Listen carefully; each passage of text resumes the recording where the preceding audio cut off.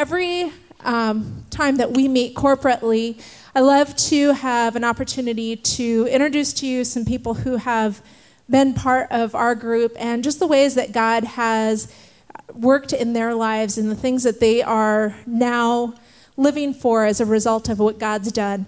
Tonight's a little bit unique, and I find it very special. I'll explain in just a minute, but I want to bring to the stage my friends Pam and Michael. Mike, excuse me.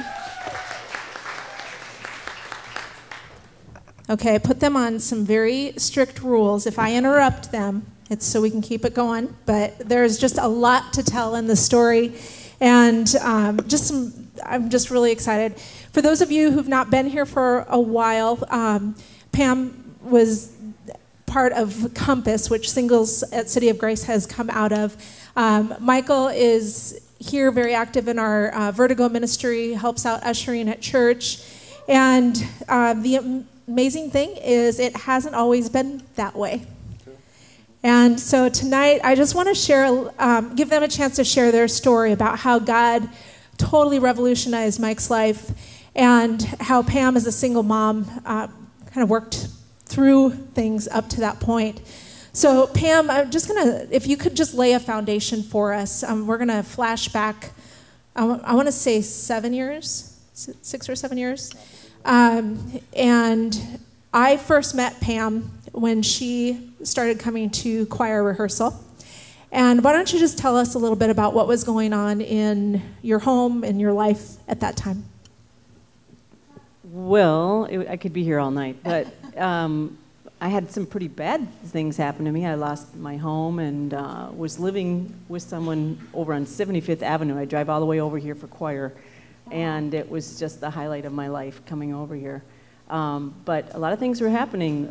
Michael slowly started getting around the wrong children. I call them children, but teens. And he started doing things, and they were real sketchy. And slowly and progressively, it got worse. And I also got a job at University of Phoenix, and I had to get up at 4 and be at work at 4. And all through the night, I'd hear these weird noises of, doors closing in the middle of the night, and like sketchy kids around. That was always fraught with worry and concern, with good reason, I found out later. But extreme, huge sleep deprivation was occurring, where I had like literally 3-4 hours of sleep, and I had to try to work. And extremely worried about my son and what was going to take place. And so he got in trouble, got tickets of all kinds, and then I thought, well, I got to start saving him. I got to save this kid from these tickets, and I got to figure out how I talk to the judge, and I got to be a miracle worker in the courtroom. And I didn't really let him feel the effects of what he was doing. So it got worse and worse and worse. So at this point in time, you're a single mom with crazy teen. Sorry, Mike. Well, you're redeemed. And you've got a young one. She's, what, 4 or 5 at the time? Well, microphone. Probably pretty close to 4, yeah. Okay. Mm-hmm. And so crazy work schedule, single mom, lost your home, trying to find a place to land. Mm-hmm. And this is kind of where I met you on Thursday nights, coming faithfully, Sunday mornings faithfully, mm-hmm. to come and sing mm-hmm. and worship at church mm-hmm. in the middle of that. Mike, fill in some of the gaps for us. What was really going on? Your mom saw some snapshots of it, but tell me what was going on in your world. All right. Well, yeah. I would say, picture of my life, I had a very controlling stepfather figure in my life, and I just couldn't really do anything. And when he left the picture, I just went and rebelled.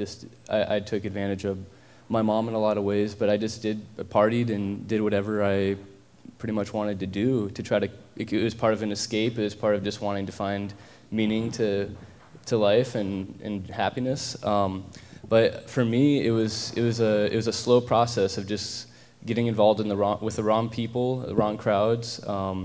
Starting in middle school before high school, actually, I just started getting into the wrong stuff, and alcohol, drugs, and partying, and just really, a lot of stuff that I was doing that was just pushing me farther and farther away from God and my family. And I even I had a girlfriend of about 2 years who wasn't a believer, and that further added to it because she kind of was a God figure to my life. She's who I look to for significance. So what was it, I guess catch me up to the age you were, and then what was it that was that encounter with God that kind of disrupted what was going on? Well, I definitely lost everything, and it happened in a really short period of time. I got pretty much the equivalent of a DUI before I was 21. I broke up with a girlfriend of 2 years. She actually left me, and it was devastating. I literally felt like I lost everything because she was so important to my life. And I was just in a deep state of, I wasn't eating for 3 days because I was so just devastated, and I had so much spiritual warfare going on. And I had a moment, my mom kept telling me, you need to read the Bible, you need to look at what God's Word says. And I kept being stubborn, and I'm like, no, that's the last thing I want to do right now. And I finally was so just confused, and it literally felt like my world was spinning a million miles per hour. And I opened up my mom's Bible, and I opened it up to John 3, because it's like what I knew. And what really impacted me were 2 verses. One was saying that light has come into the world, and people love the darkness better than the light, and because their works were evil. So it's something I'm like, okay, that's me. And people chose darkness rather than light. And then the fact that God didn't send his son into the world to condemn the world, but to save the world. And that's really, like, that literally, it felt like the world stopped right there. Where I had clarity, I was able to just, like, encounter God's love. It's something I never felt before. And it just hit me. It made me want to leave everything behind and just get to know this God that reached out to me in that moment. That's so awesome. How old were you at that point? I was 18. All right. So, Pam, again, just a little bit of your perspective now. What were some of the biggest challenges that you feel you were facing as a single mom raising a teenage son? Well, some of them maybe sound kind of mundane, but just trying to carry out my job responsibilities with such a lack of sleep was really challenging. I look at it as a miracle that I wasn't fired in the first 6 months, really, honestly. And just having enough money sometimes for car repairs or groceries as a single mom. I don't know if anyone else can relate to that, but it's very challenging when you can't figure out how you're going to get your car repaired just to get it to work sometimes. Of course, I didn't date because I was just struggling to try to hold on, to my family and try to prevent anything really bad happening to my son. And I had a daughter too, I still do. Who was very young, who is possibly seeing some of this stuff too happening. One night I even had policemen walking up the steps, and I thought, okay, what's happening now? So I had these big 6'2" policemen trying to intimidate me and wanting to search my home, and I don't know, God just totally protected us because some really bad things could have happened to us. But I stopped saving Mike, and I had I was in court actually, and a judge looked at me and looked at Mike and I, and he said, mainly at Mike, and he said, well, it looks like your mom's saving your butt again. And just something about that hit me, like, yeah, I'm going to be back here again next week if I don't, knock it off. And then I just felt like my life was so out of control, something had to happen, and something was really going to happen that was going to be devastating if I didn't start really praying. And I prayed over my house, actually, after choir. There was a particularly good message by, I think it was George, actually, one of the members, and it was like taking control of the power through God of your home.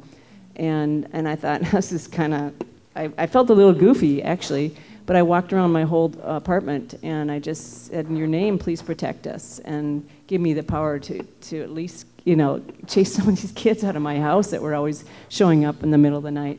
And immediately it took place, and I had conviction, and I was no longer cowardly, and just everything started happening pretty quickly. So obviously, long years of prayer battle, and again, just your faithfulness in coming to church and coming to choir. What was it like for that moment when you knew that Michael had turned his life over to Christ?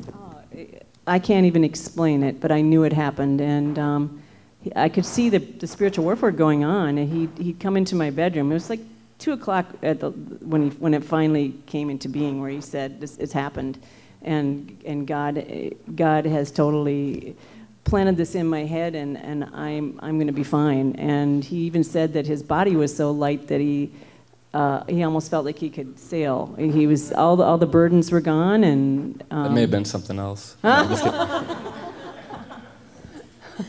I hope not.